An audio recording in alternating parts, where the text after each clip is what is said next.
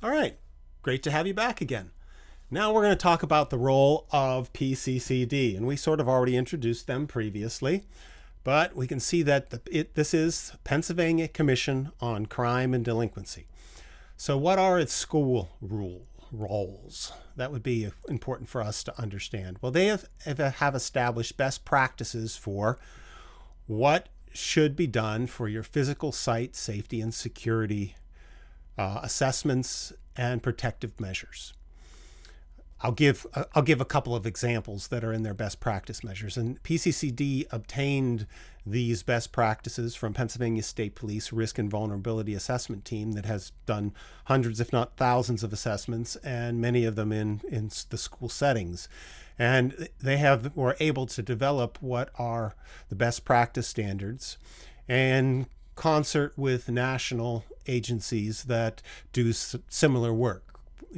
This physical site safety measures, and I'll give a couple of them.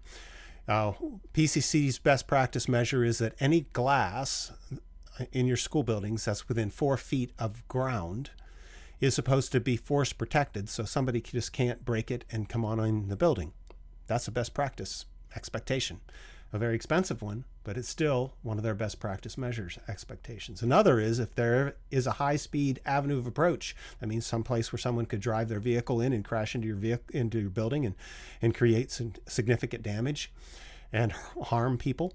Well, that you're supposed to put up bollards or boulders to protect such things. There's a whole list of best practice measures that are listed there. And there are also a whole bunch of best practice measures for what behavioral health looks like and what behavioral health assessments look like and what kind of behavioral health surveys that school districts are supposed to conduct.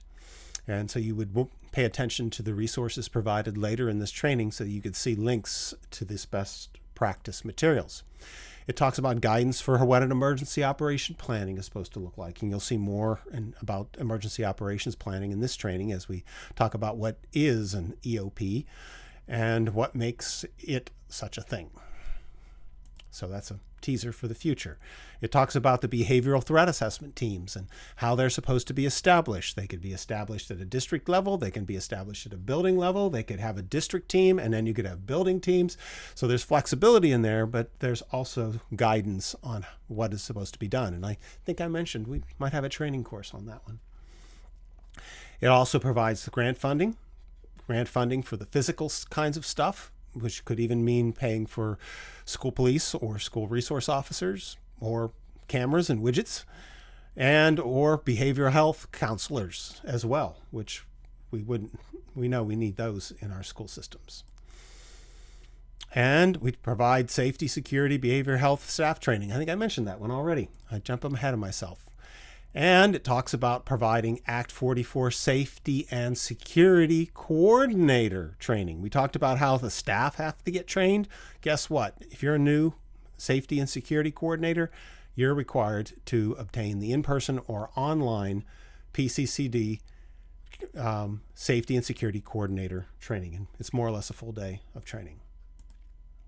Thank you very much. And I hope this segment has been helpful for you to understand what is the role of the Pennsylvania Commission on Crime and Delinquency in your new job as the Safety and Security Coordinator for your school entity. Thank you.